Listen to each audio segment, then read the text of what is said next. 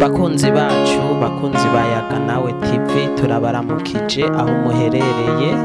Turavuze ngo amahoro y'Imana abane namwe.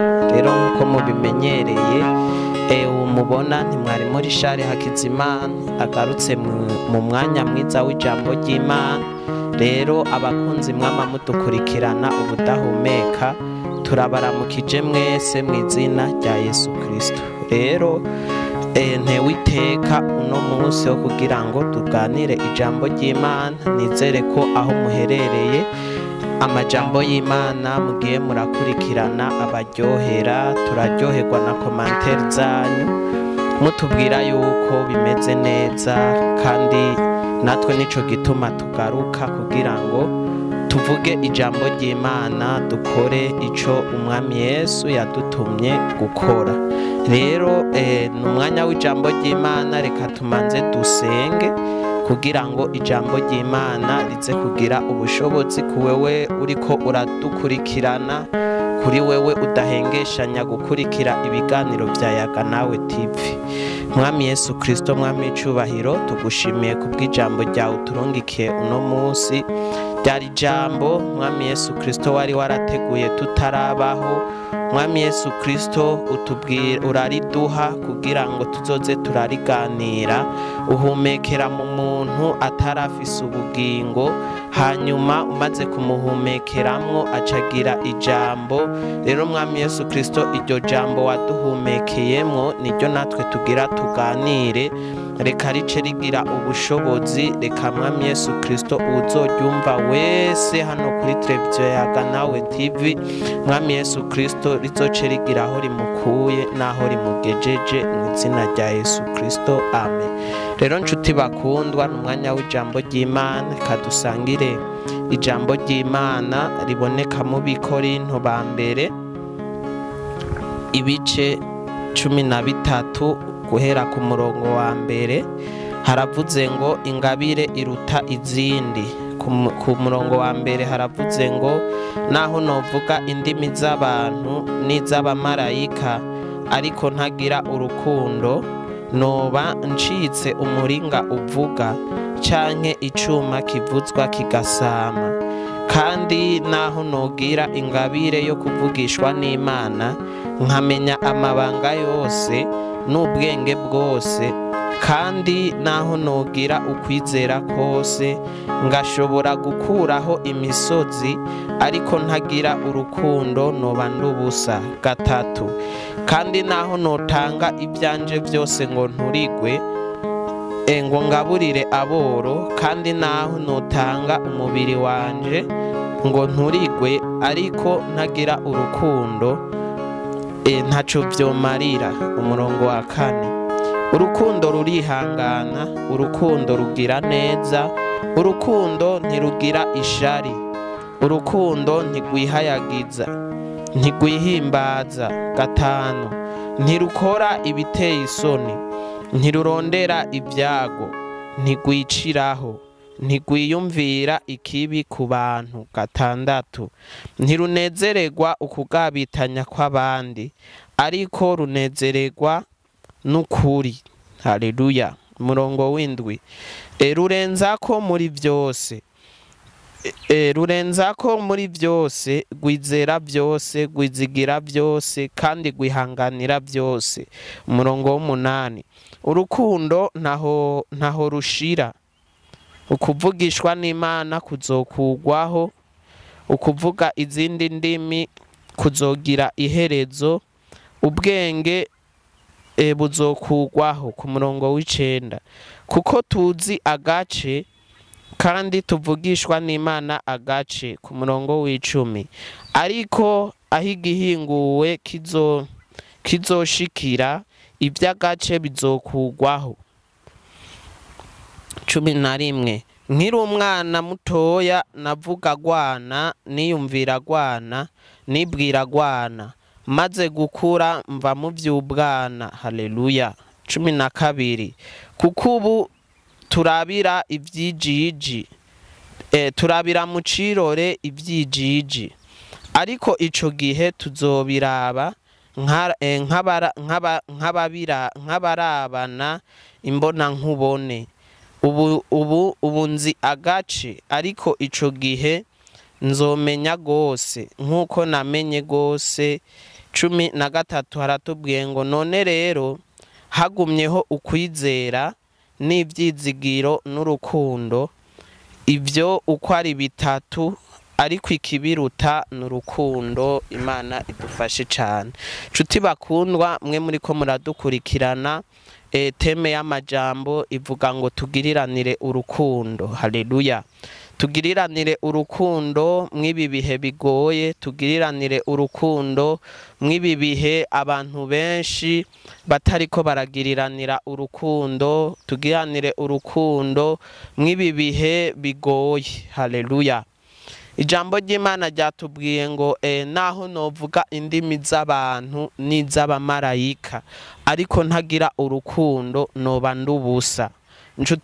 Nshuti mukundwa, urashobora kuba uri kurankurikirana uvuga ati je ndakora ibikorwa by'urukundo, ndaja mu bitaro, ndaraba imbohe, ibyo byose urashobora. Icantangaje nuko nasanze umuntu ashobora gukora ibyo bindi byose, ariko atabikoze kubera urukundo, ahubwo abikoze kugira yiyerekane, abikoze kugira ngo umugabo amubone, abikoze kugira ngo anezereze umugore, abikoze kugira ngo anezereze abana. Ariko nshuti mukundwa, naje ngaha kuri iyi TV yaga nawe kugira ngo nakubwire ngo ibyo ukora byose bikorana urukundo, ibyo ugerageza gukora byose ubikorana urukundo, kuko nutabikorana urukundo ntaco byo kumarira. Haleluya. Jambo ry'Imana ryatubwiye ngo nubwo novugishwa n'Imana nkakuraho imisozi, nkagira mbere n'ukwizera kose, ariko nkabura urukundo ntaco vyomarira. Nshuti mukundwa, urashobora kuba uri umuvugishwa mwiza, ego sindavyanse. Urashobora kuba uri umusenzi mwiza, ego sindavyanse. Urashobora kuba uri umukozi w'Imana kanaka, ariko ubuze aka kantu bitwa urukundo, uba novuga ngo unkundire mvuge kino kintu urubusa. Haleluya.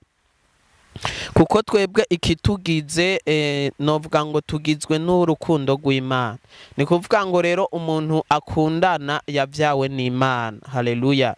Rero wewe uri kurankurikirana ukavuga ati je ndi umusenzi, ndasengera mbere n'abagwaye, mu yandi majambo gusenga kwawe ugakiza abagwaye canke gusenga kwawe ukanakuraho n'imisozi ntaco bifashe canke ntaco bimaze mu gihe udakundana. Ubundi ho urukundo nirwo ruba rukwiye kutugira nk'abana b'Imana, nirwo ruba rukwiye kutuganza, tukaba dukozwe mu rukundo. Haleluya.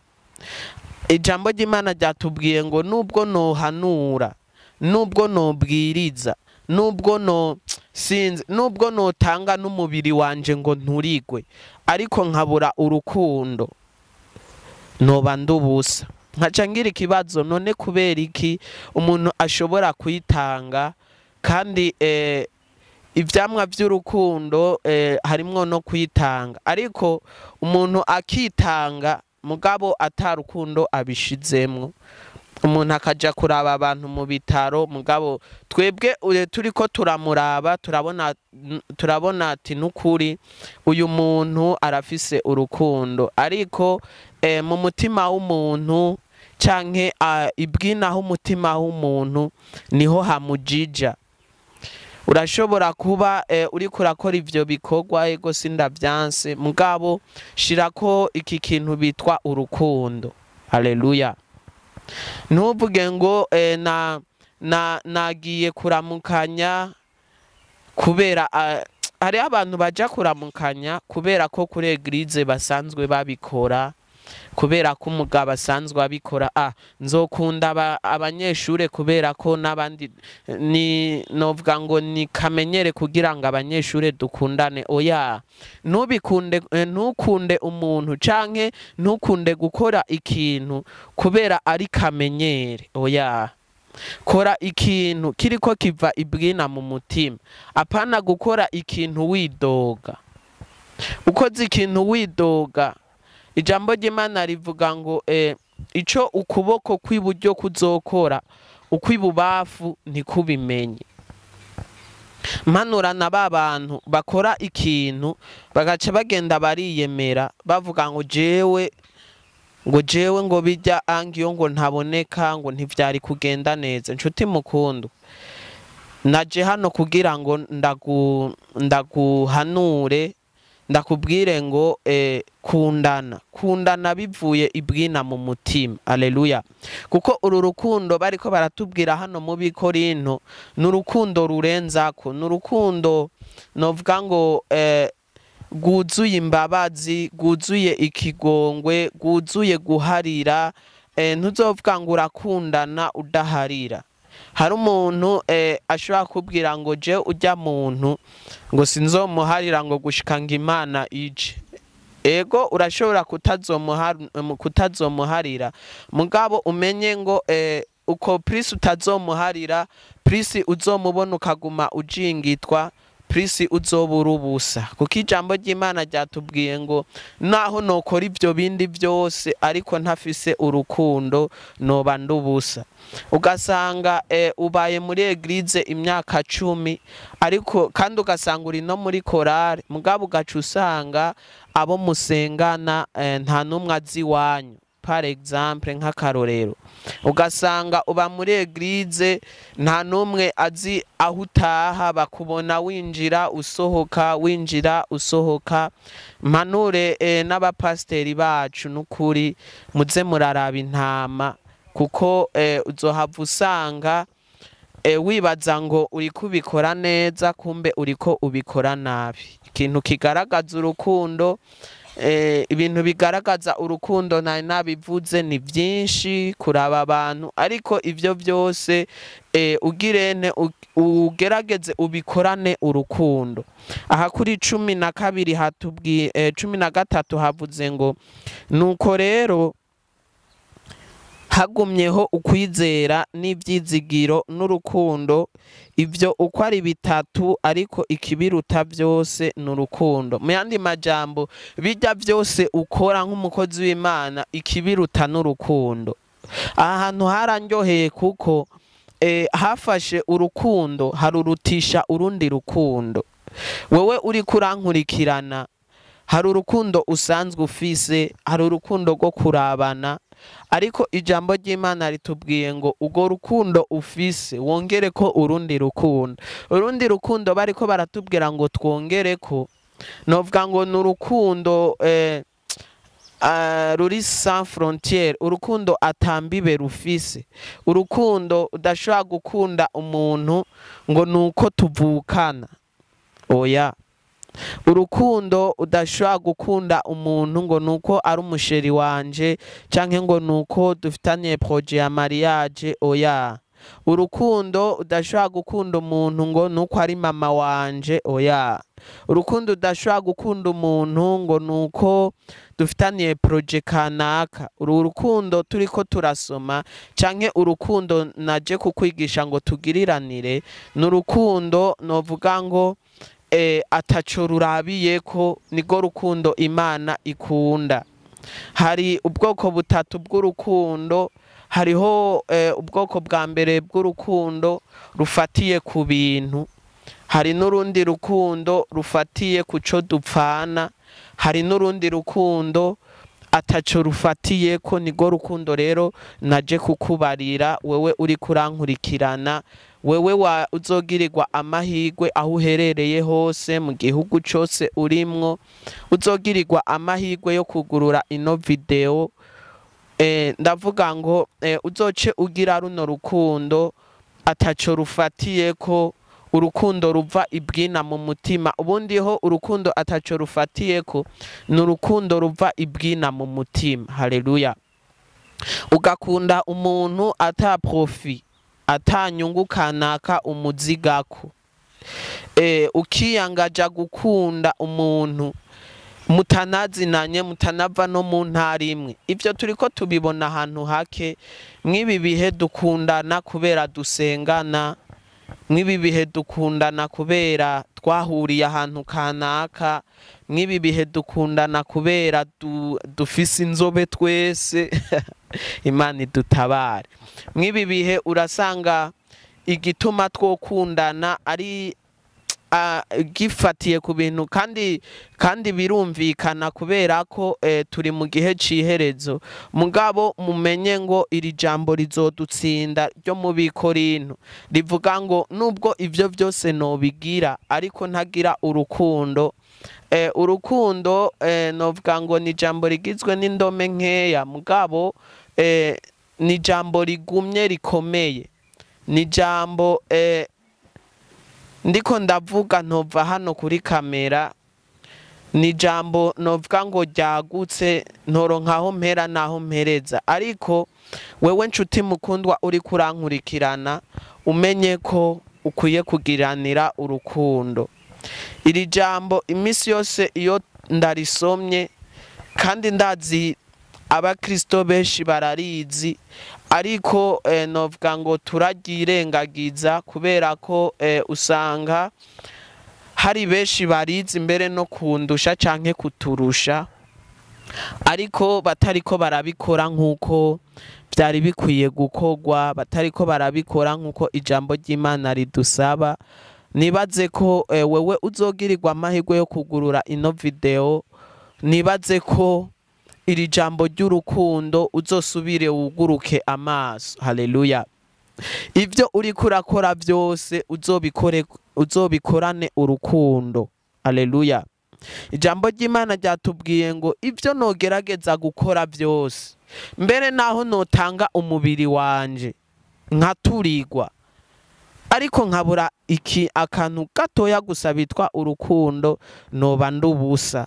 Ndazi ko iri jambo twararisomye kenshi, ariko iri jambo umunsi twageze imbere y'Imana, iri jambo mu bizodutsinda ririmwo. Iri jambo kuko nitwagera imbere y'amaso y'Imana, imbere y'intebe y'Imana, imbere y'imanza, Imana novuga ngo izoshira video canke sinzi kazoba ari ecran plat canke iki. Imana izoshira novuga ngo video y'ivyo twakoreye mw'isi, hama tubone ivyo twakoze atarukundo. Nibaze ko guhera uno musi ukibona ino video, tugende tugiriranire urukundo. Murumva ko ntikuyemwo, kuko iri jambo ugiye kuraba nka twese riradutsinda. Iri jambo nta muntu numwe ritotsinda. Oya, twese riradutsinda kuko twambaye umubiri. Hari aho usanga twakoze ikintu twidodomvye, ariko umenye ngo ivyo uriko urakora vyose ubikorane urukundo. Ivyo uriko urakora vyose ubikorane ukugomba kw'Imana, ubikore bivuye mu mutima. Nukora ikintu ngo nuko nabonye naka yagikoze. Oya, ukora ikintu uvuga ati je kino kintu ndagikoze, ndanashoboye no kukigirane no kugisigura. Hari igihe usanga umuntu akoze ikintu kanaka, ukamubaza ngo kubera iki wakoze ico kintu, kandi ugasanga ni igikorwa c'urukundo nyene. Turiko turiga, ugasanga yagiye kuraba abantu mu bitaro, yagiye kuraba imfungwa, ariko umubajije ati kubera iki wakoze ivyo bintu, abaza wumva avuze ngo nabikoze kubera ko najanye na pasiteri. Mu yandi majambo, uwo muntu ntiyatahuye ico yagombye gukora, ntiyatahuye ibwina y'ahantu mu cumba c'umutima ivyo yagombye gukora. Ariko rero wewe uriko urankurikirana, unyemerere ndakubwire kino kintu: ikintu cose uzokora ukumva ntigishika mu cyumba cy'umutima wawe w'urukundo, mvuga ati iki kintu ndagikoze kubera numva ndagikunze, uzoca ushaka ukireke kubera ko nta mpembo canke nta nyungu mu bwami bw'Imana kizoba kiriko kirazana. Ariko guhera uno musi nawe wuguruka amaso utangura ubwira Imana ati Mana, guhera uno musi nanje ndugurutse amaso, ndamenye ko ibyo ngiye gukora byose ngiye kubikorana urukundo. Aha ku murongo w'indwi havuze ngo, duhere kuri 6, havuze ngo ntigwiyumvira. Kuri 6 ivuze ngo ntirunezererwa ukugabitanya kw'abandi, ariko runezererwa n'ukuri. Aleluya. Urukundo ruranezererwa n'ukuri. Ku murongo w'indwi haravuze ngo rurenza ko muri byose. Nshuti mukundwa uri kurankurikirana, urukundo rw'Imana rurenza ko muri byose. Muri byose, apana muri bibiri. Oya, ntuzovuga ngo uno musi wankoreye ikosa, kandi ego amakosa turayakorerwa sindavyanse. Amakosa novuga ngo ni menshi abantu badukorera, ariko ijambo ry'Imana ritubwiye ngo urukundo rwogo rurenzako. Ndazi ko hari umuntu ariko arankurikirana afise umuntu yamubabaje, umuntu yamukomerekeje mu mutima, ariko ijambo ry'Imana ritubwiye ngo urukundo rurenza ko muri byose. Nimba yarakwiciye abavyeyi, nimba yaragutwaye buri kintu cyose, renzako. Haleluya. Renzako kandi ugenda ubimubarire, nawe amenye ko yababariwe. Hari abantu bariko barankurikirana kano kanya, bababariwe ariko batabizi, baguma bibaza ngo ngo baracafise ingorane kanaka. Nongera nkebura, we watanze ikigongwe mugabo uwo wagihaye ntabimenye. Nibi bibaho, genda wegere wa muntu yagukoshereza, umubwira ati ego naramenye ko atari wewe, ndakubabariye. Nongera nkebura abakunzi bacu bariko baradukurikirana, ndababwira ngo nta mwasi w'umuntu mwe mufise, nta mwasi w'umuntu dufise, ahubwo umwasi w'umuntu ni umubiri wiwe, ni iyi si tugenderako, ni na Satani. Rero umenye ko ujya muntu yakugiriye nabi, nico gituma ijambo ry'Imana ritubwiye ngo urukundo rurenzako. Nico gituma ujya muntu yakugiriye nabi, ujya muntu yabaye igikoresho umubiri witiza, canke isi yitiza, canke Satani yitiza. Akarorero, urashobora kuvuga ngo none ujya muntu Satani amwitiza gute? Dufatire kuri Satani.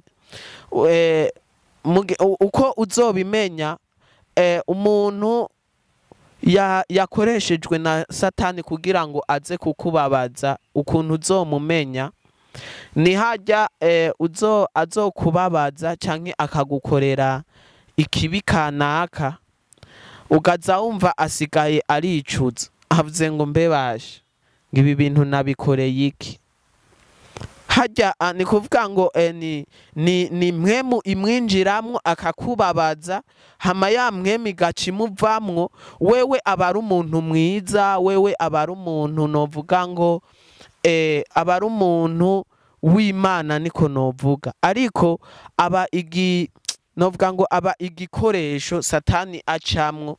Kandi ujya muntu kenshi uzomurabe, iyo ahejeje gukoreshwa, hari igihe kenshi uca usanga asigaye aragirane aricuza, avuga ati mbehasha nabikoreye iki. Hajya rero Shetani bimuvuyemo. Nico gituma rero ndiko ndakwigisha ngo urenze ko muri byose, kuko ujya muntu siwe aba ari umwasi wawe. Oya, ujya muntu ahubwo aba ari igikoresho Satani aba yitijije kugira ngo akubabaze. Haleluya. Rero nico gituma ndiko ndakubwira ngo nta mwasi w'umuntu wewe ufise, wewe uri kurankurikirana, nta mwasi w'umuntu ufise. Abasi turiko turagwana hano ku isi ni abasi batatu, ni umubiri twambaye, umubiri wowo tugerageje kuvuga ukuntu twanka ntitwova hano, ariko ni byiza ko ugwana n'umuntu umuzi. Umubiri uzogusaba impuzu nziza, utayirose uzoja kwiba, utayirose uzoja gusambana, utayirose uzokora amanyanga ayo ariyo yose. Ni kuvuga ngo uwo n'umubiri. Tugiye ku isi naho benshi baravuga ngo tugiye kurya isi, ugasanga isi aho iri kiragera ubuhoho tugeze mu isi ya TikTok na Instagram, WhatsApp na Facebook ubu zarataye agaciro. Ubu turiko twirabira TikTok na Instagram, bisobanura ngo isi iciri kiragusaba nico ugomba kujana naco. Wewe utajanye n'isi ucumengo hari ikintu ubuze. N'isi n'umwansi, kuko isi aho iri kiratuganisha, iri kituganisha mu mahonero. Isi niyituma tutariko turakundana, isi niyituma ubona umuntu ukamugirira ishari, kandi naho yoba agupangiye canke naho yoba abi wawe ukamubona ukumva umengo womwirukana. Iyo n'isi biriko iragushuka, ugasanga uri kutembera ku isi ugaye umengo ibarabara ryose ni rwawe. Nivyo n'ivyamwa vy'isi, isi biriko iragushuka, ugasanga notanga uburorero bwinshi, mugabo unyemerere ndagusobanurire abantu uri kuragwana nabo. Uwa gatatu ni Satani.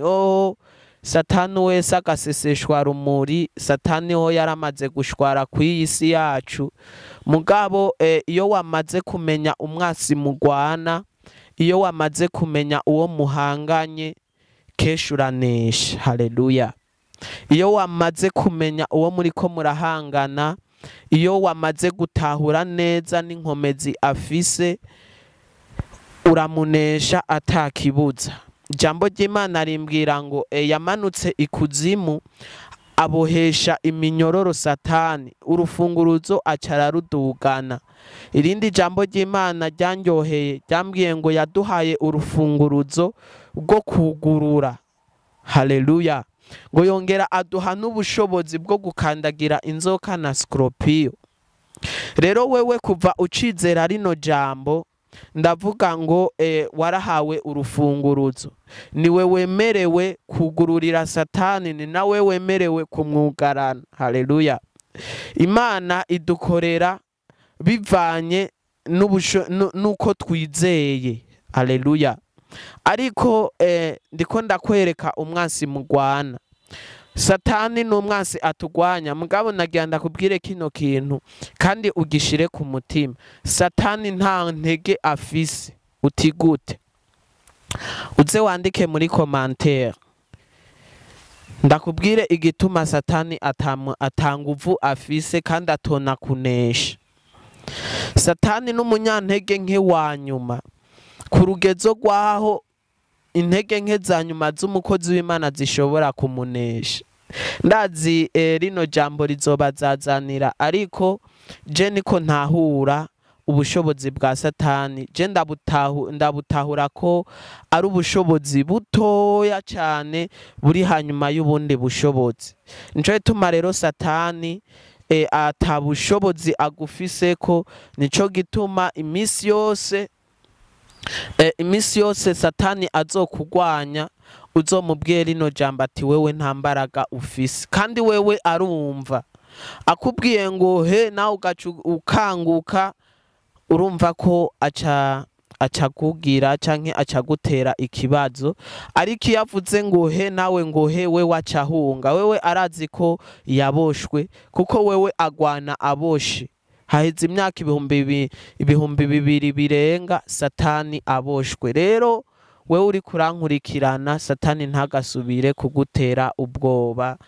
Ryari rino jambo ry'Imana. Imana ibahezagire. Ijambo ryariko ritubwira ngo tugiriranire urukundo, tugiriranire umutima w'impuhwe, dukundane. Haleluya. Jeme yawe partage, sabone, ubonye ikiganiro naco niyo affection canke nuko gukora ivyo ndakubariye harimo urukundo rw'Imana. Dukundane dushigikirane. Ubonye link ya Yaga Nawe TV canke link ya Mwarimu Richard hano, urashobora kuyipartaja ukayiha abandi, buno butumwa bwiza bukagera kure. Rero urashobora kuba ufise ikibazo kw'iri jambo tuganiriye, urashobora kuzondondera kwizi nimero 68 747 amajana. Ishishikare kutwongeramwo, ndavuga ngo ugo rukundo, kuko ku bwacu ntitwobishobora. Mwami Yesu Kristo, mwami icubahiro, tugushimiye kubw'ijambo ryawe uduhaye uno munsi. Hari aho ridukuye naho ritugejeje, hari amakosa menshi dusanze twarakoze ariko tutabizi.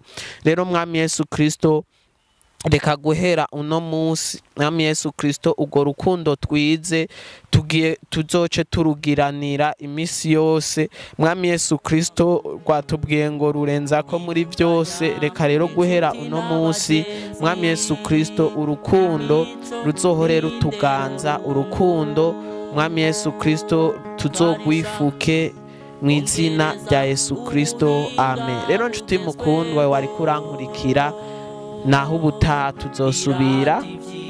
Imana ibaha umugisha. Mwari kumwe na Mwarimu Richard. Jeme partage sabone. Imana ibahezagire. Zosubira uwundi munsi. Imana ibahe umugisha. Shalom shalom. Hamwe na Yaga